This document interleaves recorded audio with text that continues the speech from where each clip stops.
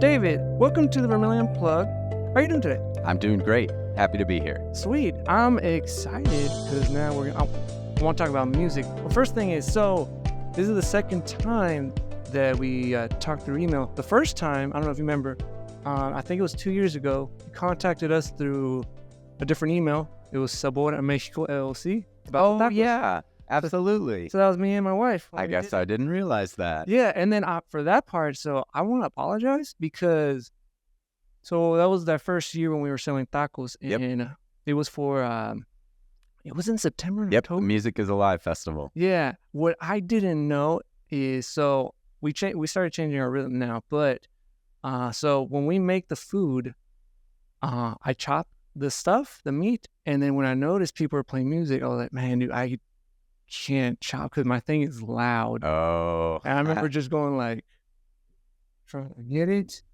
slice it, and then like when the music stopped and I started going at it, but I was like, man, I didn't know. Oh, well, I never even noticed. We were just glad to have you guys. Okay, there. Sweet. But that was one thing I wanted to know. So, what do you do, David? So I am the director of choral activities and the chair of the music department here at USD. It means I direct one of the choirs. I teach some classes. I actually do two of the choirs. I direct the classes in conducting, and then I oversee the music department. So how did it all start? Like, have you always been into music? I always enjoyed music when I was growing up. I was in orchestra. I played violin. I sang in choirs and things. But it really was when I was in ninth grade, I was selected to be a part of a national junior high honor choir in Louisville, Kentucky through the American Choral Directors Association. And I went to that event and just fell in love with what they were doing. And Sally Herman was the director of that group, and she probably doesn't know this, but her work with the choir and just inspiration of bringing all these kids together from all 50 states to create a choir really inspired me. And it just became, that's what I want to do. I want to do that. And so from that moment forward, I just kind of worked my way towards that. I took more music classes. I took advanced theory in high school, and then, picked a college to help boost my musical skills, and then just followed the path till I got to this point. Is violin the only instrument you play, or can you play other ones? Well, let's say I can dabble on the piano, but if I say that out loud, my students might laugh at me. So I'm primarily a vocalist. Oh, okay. So, all right, this is where I want to get into music, and I'll give you some background a little bit. So, in middle school, I joined band, just regular band, and I played the French horn. Yes. And I remember those, not tryouts, but you get to try each instrument before entering sixth grade. And I wish I tried every instrument. For some reason, I tried just the French horn, and then I tried the trumpet. And then throughout that whole time, even now, I think it was one of the best things because now you could, I still remember like the notes. You could, I guess, read the music. Like I know I know what notes are which. Well, I guess depending which one it is.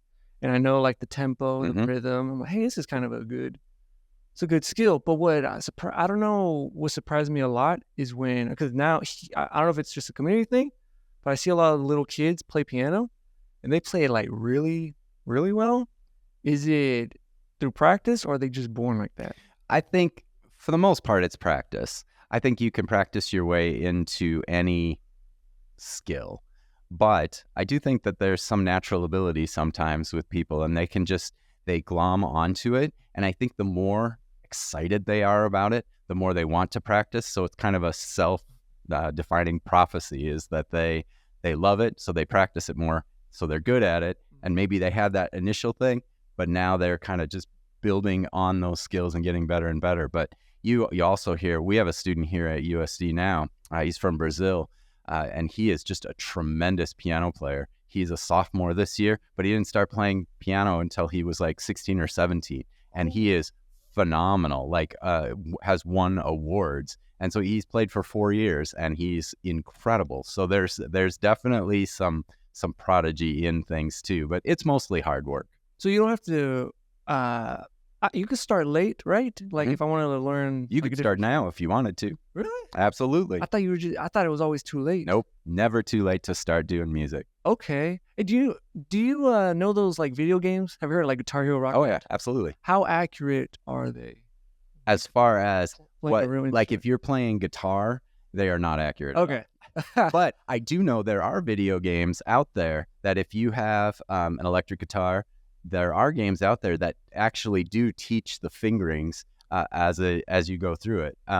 I've never actually done one, but I know they're out there because I did a little research on them when my kids were growing up, and so it's out there. But like Guitar Hero, Oh, okay. not so much. What about the drum parts? I Like, mean, it'll teach you a little bit of the rhythms and how to hit in the right places. There's obviously some skills that you'd have to learn, but so there's some of that to that. But for the most part, it can't be a substitute. It can be a good maybe kickoff point with the drums, but for the guitar, those buttons don't mean anything.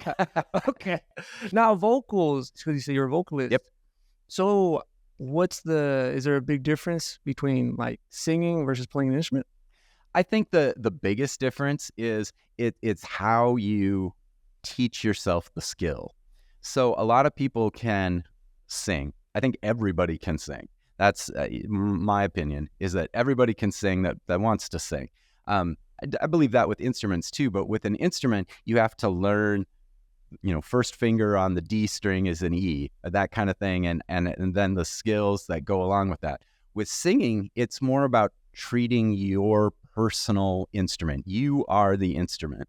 So while anybody can make the sound, it's the study and the technique that goes into that makes you grow as a musician, makes you more flexible, makes you more able to sing higher or lower, sing longer phrases, sing with more expression, that type of thing. That's what the practicing with the voice does, is it hones what you're doing personally with your body.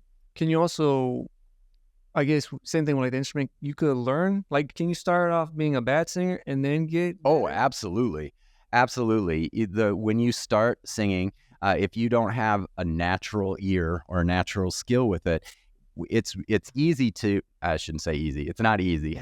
It is something that you can work on and find, okay, these are the notes I sing well. Then I'm going to expand up, or I'm going to expand down. I'm going to get more focused.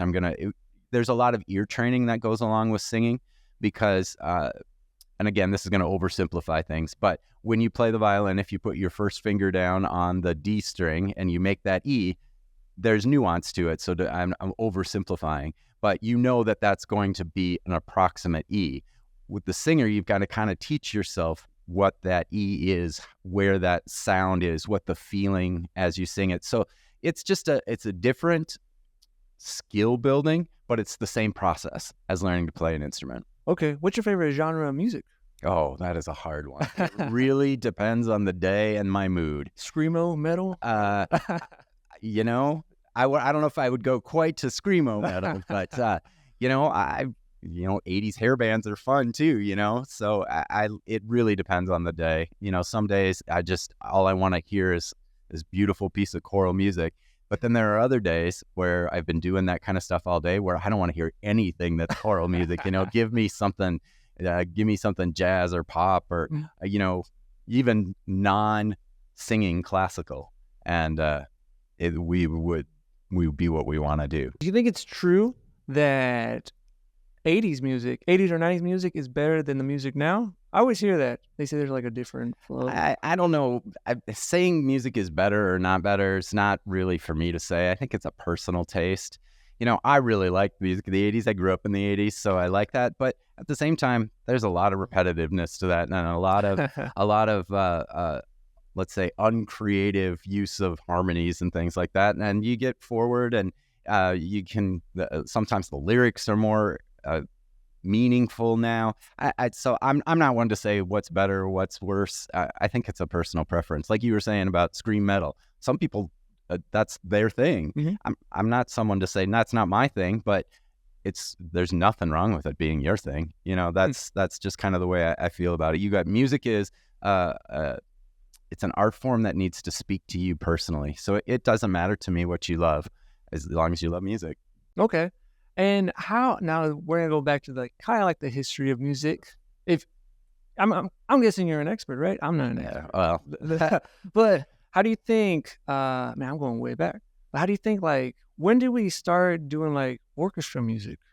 so the origins of orchestra music really were mostly in the Baroque era. So that's 1600 to 1700 ish is where things started. Now there were instrumental pieces before that, but before that, what's interesting about orchestra music and some of that stuff, that was really the pop music of that day. They would have courts, the hierarchy, the royalty and people. They would have courts, and when they had these parties or whatever, they would have these musicians that would play for these parties or whatever. And then even before that, in the Renaissance period, you had music that was done at what you think of at festivals. So it was much different than the church music. It was almost the anti-church music, and that's kind of where that might be a little strong, anti-church, but the music itself kind of started in the church, and then the Renaissance madrigals and things of that sort were that time's pop music. And it's interesting if you look at lyrics and things from that Renaissance time, the non-church music, it's got a lot of innuendo in it. It's got a lot of things that you think of in today's pop music that it's based on dance. Mm-hmm. And so there's a lot of parallels that I don't think people really understand between, oh, that's a classical piece because the choir's singing it. It might be nowadays, but in 1560, that was pop music. So. Oh, okay. Is it kind of similar to like, when was it, like in the 80s with like rock? Or the 90s? With rock music where people are like, oh, that's, rebels are making that music or this and that. It has the same, or has that innuendos. Yeah, like that? Yeah, I'm not sure that it got to the point of rebels, but even the classical composers in the courts would do things. I mean, there's a famous story about Haydn. He wrote for a court, the Esterhazy court, and he felt like his musicians were being utilized too much. So he wrote a piece, one of his symphonies, and as the piece goes along, the players get up and leave the stage. So at the end, it's just this really small group, and it was a way of him saying, hey, look, we need a vacation, basically. So, I mean, even then, these stuffy musicians that you think of the classical period, sometimes they had something to say about life in general too. See, and with classical music, I think I do like it because also I remember hearing a lot of it in like the Looney Tunes. Absolutely. Yeah, and I was like, hey, this stuff is pretty good. It's not, because I think I was confusing it with, I guess depending on which church, like I would say like the boring church music. I understand what you're saying. Yeah. But the famous classical music is really, I think it's pretty good. One thing that, because me and my wife talk about it, she knows more than me. So I get these people mixed up. I get Mozart, Beethoven, and I think it's Bach. Mm-hmm. I get them mixed up, but which one's which? So Bach is the earliest of them. Okay. Bach did a lot. He's probably, people will kind of point to him as like the turning point, the father kind of classical music.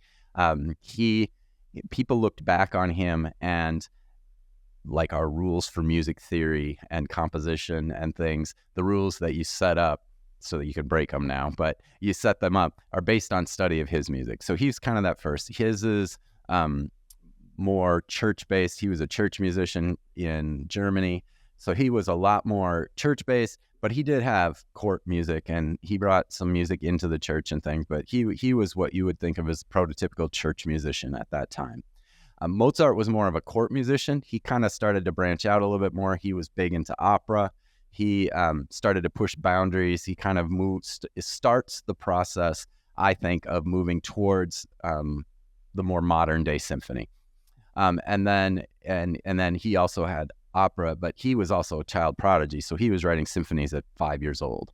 So that Mozart kind of goes through that. He's the movie Amadeus is based on his life. And then Beethoven comes right after Mozart, and he's kind of he makes the symphony more modern. He kind of is the real one that pushes it. He starts to add instrumentation. He starts to press the boundaries of harmonic structure and those types of things. He's also the one who goes deaf at the end of his life, writes the Ninth Symphony. Basically, he can't hear when he writes that symphony. So did he go deaf on both ears? yeah. Oh, yeah, almost completely deaf. So when he was writing that music, he could still could hear it in his head and be able to take what he heard in his head and write it down on paper and know what that was going to sound like. A lot of the great composers could do that, and that is not something. I mean, I can hear things in my head, but I could never just write them down without sitting and figuring them out. I mean, those guys are just amazing. So when people are like composing music, because it's not just one instrument, you got to go through. Exactly. How does that work? Because I can't even I can't picture that. I could barely pay attention to like a movie, but like how do they like match? Is it just something? Is it just talent? I think it is that. Yeah, they study, they have the ideas and those things. But I mean, I will say right out, I could not do that. I'm not a composer. I just don't have. I could do enough, but I would not ever get to the point of that kind of skill. Those people who are composers are, that's just a gift that they have and that they've nourished through practice and trying things. I just don't have that. But you're right. I think composing is it's creating a color. It's creating a soundscape, if you will. And I think that can even be the case for non-classical composers, people who are just songwriters. They're doing the same kind of thing. They're trying to say something with their music, a message, whether it's a happy message, a sad message, an angry message, whatever it is. I think that's what music is in general. It's just trying to say something, and how you do that is based on what your skills are. And like I said, I'm not one who can sit down and compose very freely, but there are people who can, and those people are what makes what I do worthwhile, because if they can create this beautiful music, me as a conductor, I can pick it up and try to realize it with my ensembles. And what do you think makes music so around the world? There's music in every single culture. Absolutely. But is it something, I don't know, what is it about music that gets people like that? I think it's just the personal connection that people make with it. Personal ideas, personal feelings. I really think that is what it is. And there's a saying out there that music is a universal language. And I don't really believe that's true, because somebody can sing something in a foreign language and I can like it, I'm fine, but I have no idea what they're saying. So what I think music is the universal language of emotion. Because what I think it does is it moves you. It makes you feel something. And regardless of what language it is or what culture it is or what style of music it is, it can make you feel something. And I think the human nature is that we want to feel, we want to emote, we want to be inspired. And I think that's what music's role is to inspire and move things. If you mentioned movies, if you watch a movie, there's a famous internet clip out that at the end of the Star Wars movie, if they take the fanfare and everything out, when they do the medal ceremony, you watch it, it's so dry, but you add that music and then you get the goosebumps, and you just start to feel the energy and the excitement and the power of that last scene when they go up to get their medals. But you take the music out and it's just like, look, they got some medals. I think music adds the emotion, and I think that's what the human nature wants. You're right, because also in movies, and I was just thinking about it too, because there could be a scene that's very sad, and you have that music. Absolutely. It makes you cry, or like an action one, it gets you pumped up, or another one that I like, it's my favorite genre, like a horror movie. Right. You have that. I don't know what instrument they're using, but it gets you like all tense up, and you don't know what's going on. But you're right. That's why there's. It's adding to the suspense. It's adding to the drama. It's adding to the comedy. Whatever it is in the that's going on dramatically, that music just adds that one extra touch, because you're already invested in the story. You're already invested in the characters, and I think the music is just that sense that makes you part of it more than just watching somebody else doing it. The music brings you in a little bit more and just makes it so personal to you, to the viewer. So what, All right, now I'm gonna switch topics a little bit. So how did you get here to USD, and how did you get to that position? So it's interesting. I actually grew up in Sioux Falls. I was born in Worthington, Minnesota, and then my family moved to Sioux Falls when I was really young, before school. And so I grew up in Sioux Falls. So I'm a South Dakota kid. And when I left here, I went to college. My first teaching job was in Wisconsin.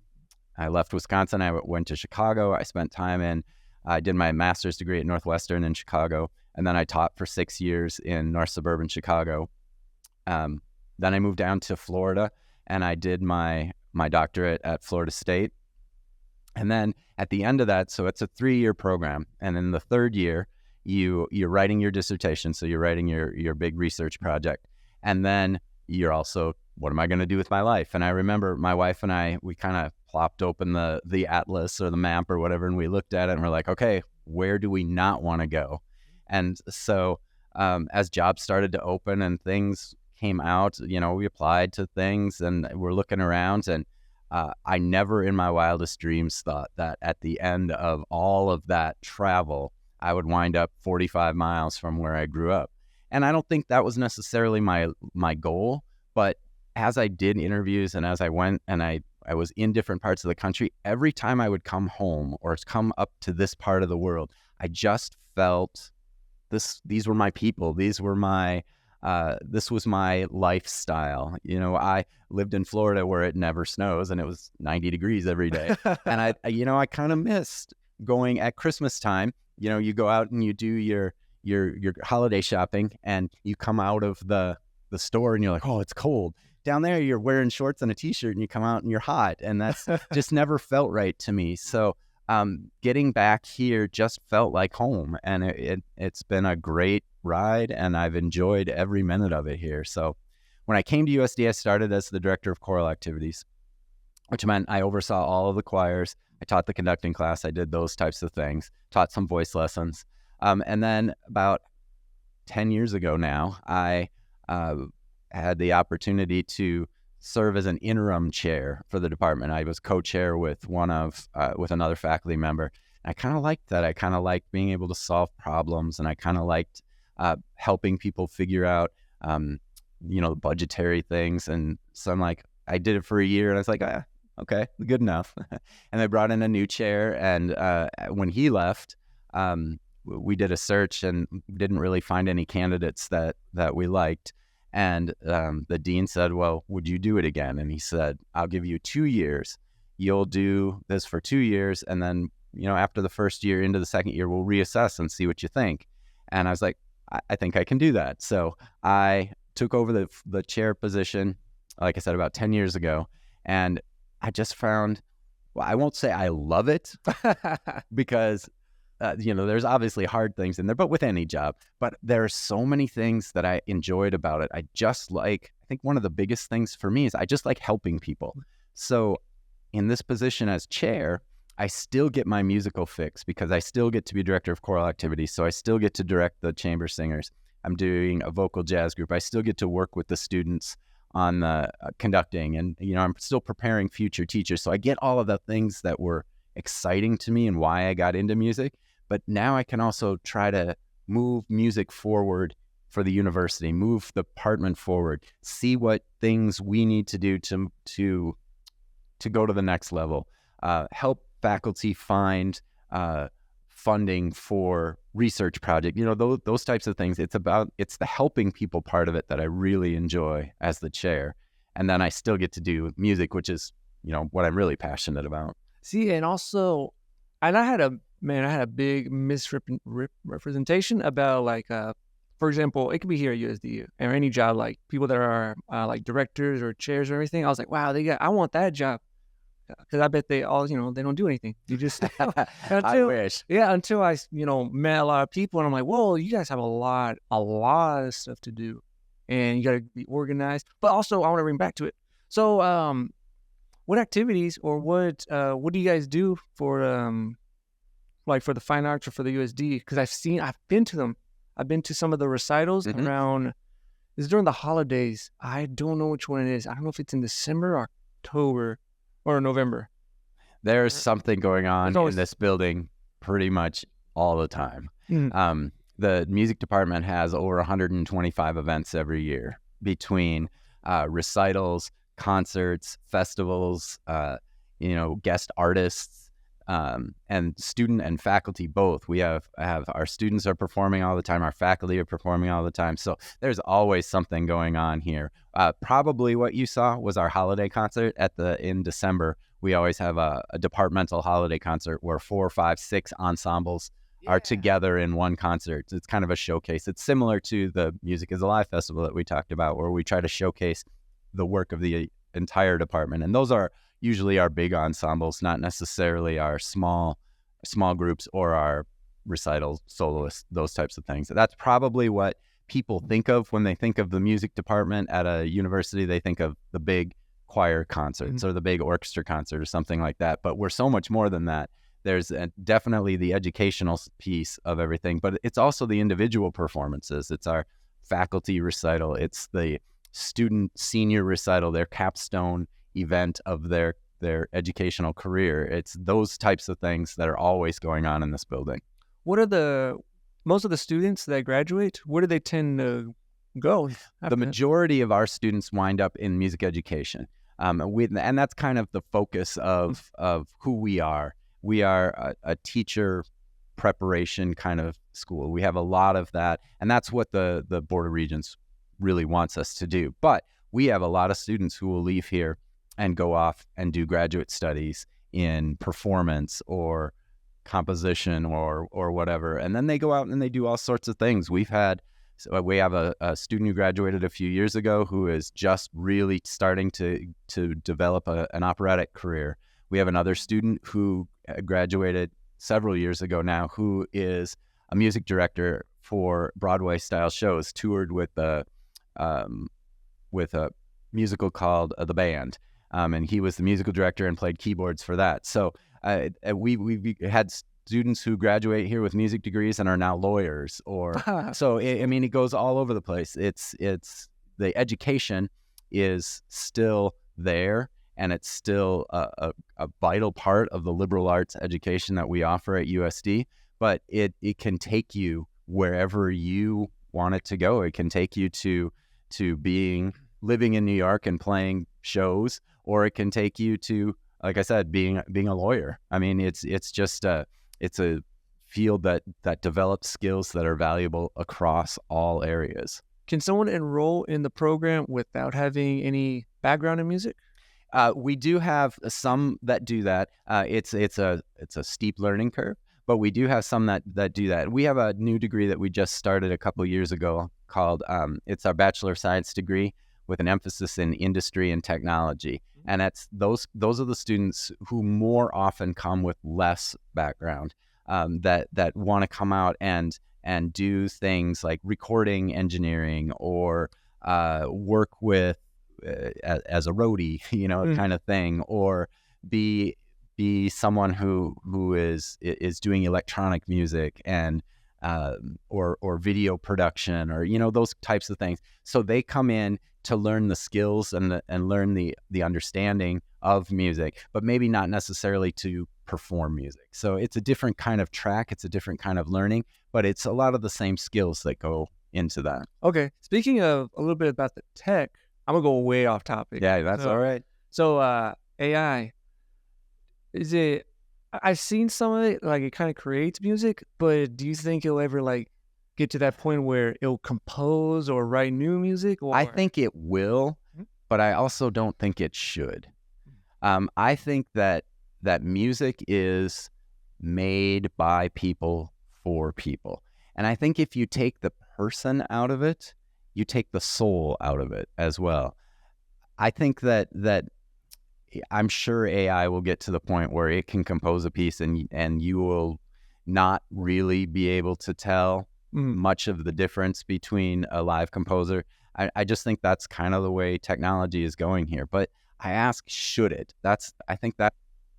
Should it do that? Because if a computer can generate something that makes you feel and makes you really emote and connect, I think you lose a lot of what is special about music, and it's that personal connection. I mean, you think about a composer. Composer sits down and has this image of this oral landscape in their head, and they write it down on a piece of paper, and then they put it out there in the world. And a composer really, when they write something, it's just dots and lines on a page. It takes then the conductor or the singer or the instrumentalist or whatever to take that and kind of decode that language of the dots and lines on a page to make it technically work. And then it takes that person's internal score or internal knowledge, internal feelings to emote their version of what the composer is trying to say. So I think it's all these layers. And then once that person emotes and feels and produces that music, it takes a listener to be able to hear and feel and emote all of that. And I think if you take a person out of any of that, you're robbing the music of its soul.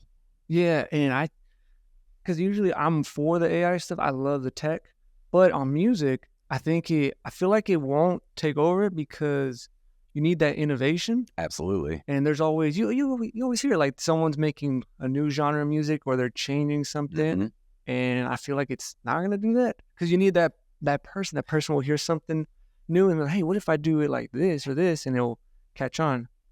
But some of the tech, it doesn't have to be AI, but some of the tech you guys use in music, right? I know like, for example, like the recording stuff. Yes. Or even like in some new instruments, I'm just thinking like... Well, and you even think about, I mean, this is going back as far as tech, but think of the things that the Beatles were doing at the end of their career. I mean, they were taking and recording sounds and then reversing the sounds to get a different kind of sound and then, looping that together. I mean, technology definitely has a place in music. I just never want technology to take over the personal side of it. And I think we would just lose something if that happened. Because with the Beatles, they tried... Because they were using mono stereo? Mono. And then they changed it to... Yeah, they did that. And then they would just use, like they would hit a rim shot and then play it backwards to get it, instead of going, psh, it would go, whoosh, and then those types of sounds, then they implemented into their music. And that's the kind of innovation I think that you're talking about. A computer can't do that. Person has to go, oh, what would it sound like if we did this? And then, oh, I like that. And then I can do this and I can layer it onto this and build something new. Whereas a computer is going to take what we have entered and analyze that and go, well, I can create this. And that's where, again, I think you lose the soul. Another band that I think does a lot of innovation or did was Queen. Yes. Yeah, because I remember there was a movie called Bohemian Rhapsody. Yes.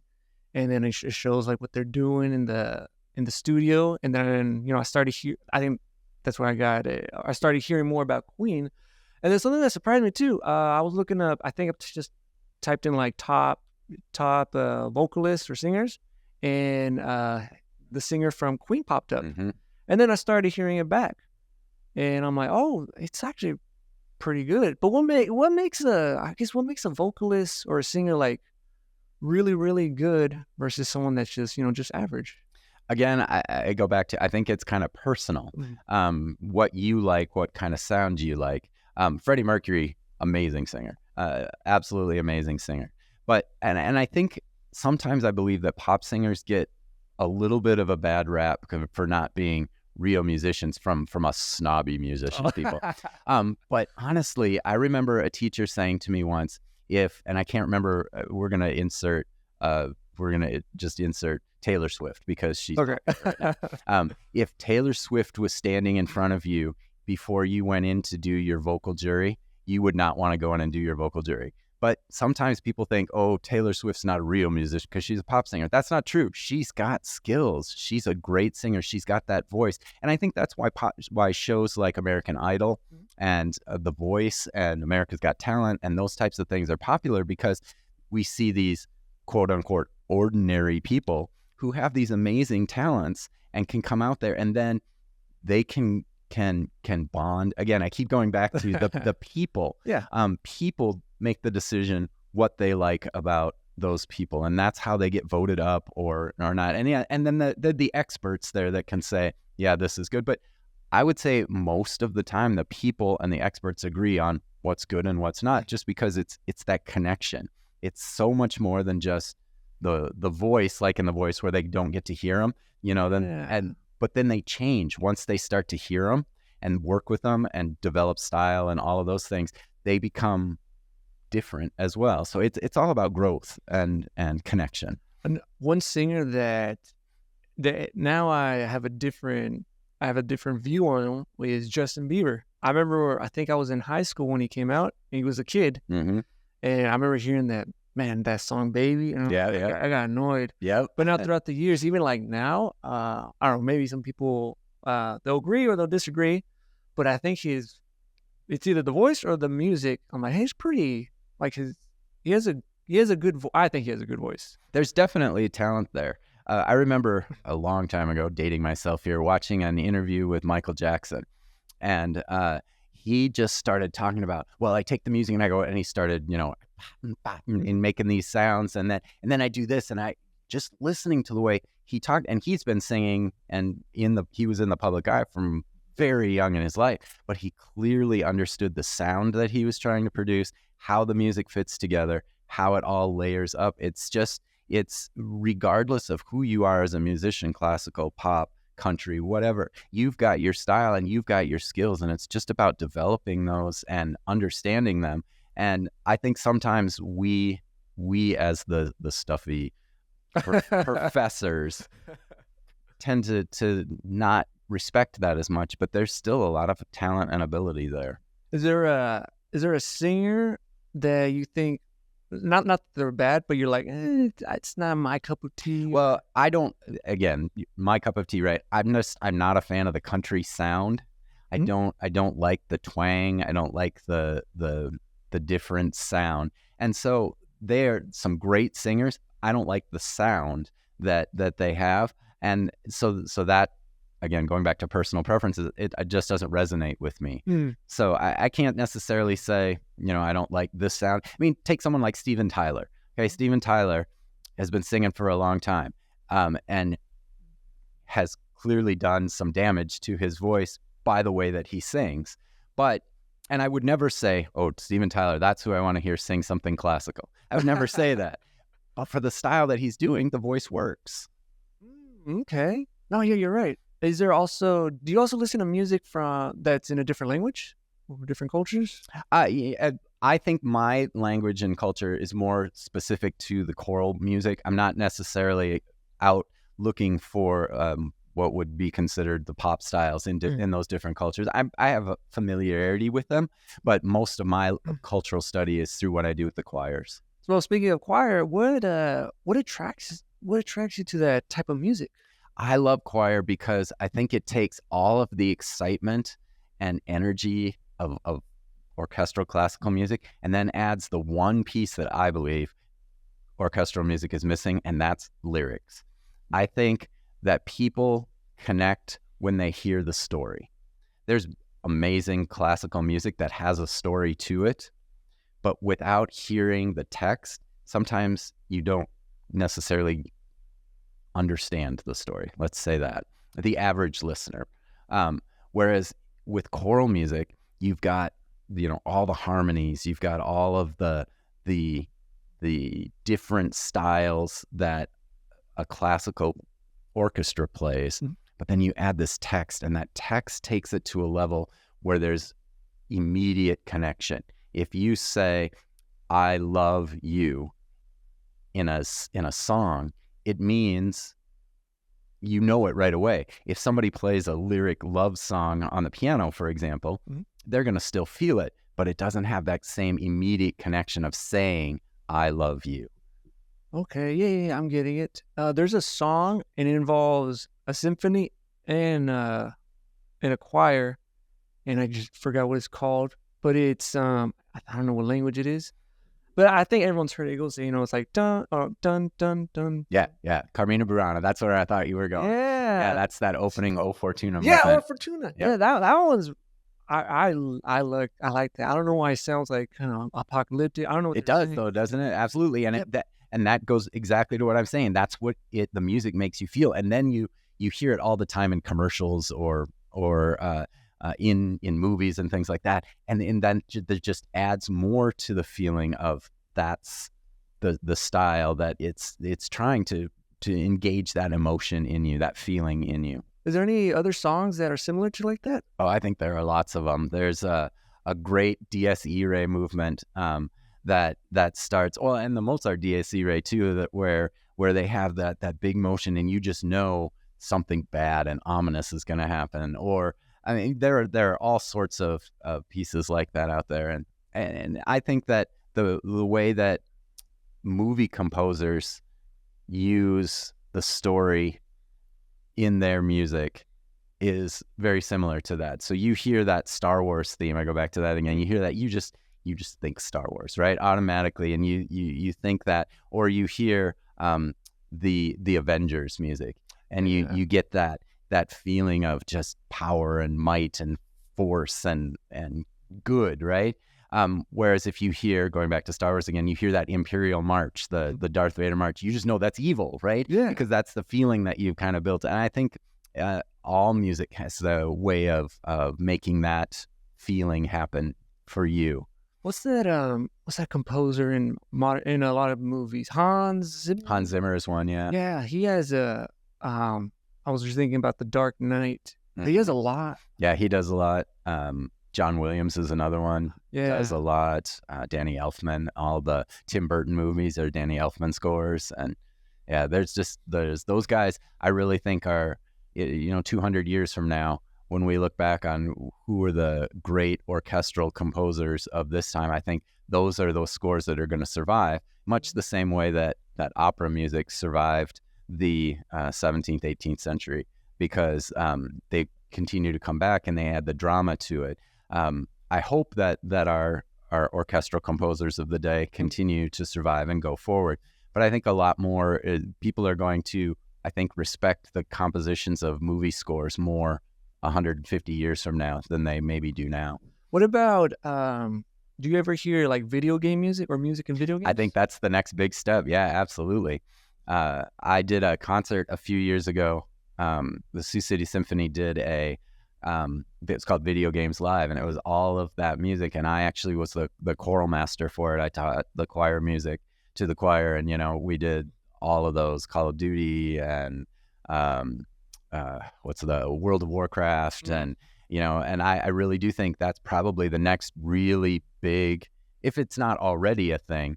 I think that's where movies took classical music. I think video games are gonna continue that trend, just because they're so popular, and they're getting good composers to write for those, and they're doing standalone type music, and it's just I do think that's the next step. I think that's where I get more into music with video games, especially because I remember there was a game, people know about it. It's called Super Mario Galaxy, and I don't know if that was the first Mario game, but it had a symphony or orchestra in it, and then you could tell if you play that game versus like the games before, like Mario 64. You could just hear the kind of electronic don't kind of music, right? Yeah, and then this one has like you could hear the orchestra. Or another one that I really like is like the Legend of Zelda. Yes, music. Zelda music is great. Are great. And then another one that people, I guess they know it, like Pokemon music, like the battles. Like if you hear it, and I hear it, and I'll be the first one to admit it when I'm at the gym, and I tell this to my wife too, and she laughs at me. But I'll play some Pokemon battle music, and it gets you like so intense. That goes back to what I've been saying the whole time, right? It's about feeling. Music is about the feeling that it elicits from you, as much as it is about the sounds and the way it's created. It's that feeling that makes it so personal. So music's never going to go away. I don't think so. I hope not. What a terrible world this would be if there was no music. Oh, I'm going to go off topic again. So if we visited aliens, or aliens came to us, one of the first things we would show them would be music? I think so, and that's what they've done. I mean, when they've sent those probes off into the world, they've included music on those probes as a way of understanding the human race, is to include musical recordings on that. And you go back into the 70s, the old Close Encounters music, or Close Encounters of the Third Kind movie, the Steven Spielberg movie. When the aliens come, what do? They're playing bom bom boom bom on the to try to communicate with them. So I think music is a way that I think it really shows the culture. It shows the human culture, but it also can relate to individual people's cultures as well. It's just again a very personal thing. Now, is music only in human culture, or do you know if like animals do it? I know, like for example, birds, they have like their songs, but was it probably different? I don't have a good answer to that. I mean, it could be musical. It could simply be their way of speaking.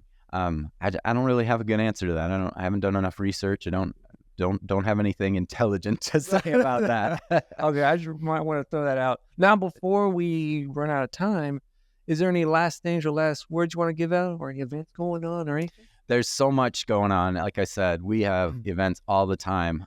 And I think one thing that I'd love for the listeners in Vermillion especially to know is that music concerts at the university or at the high school or anywhere, it's not just I'm going to go watch my kid.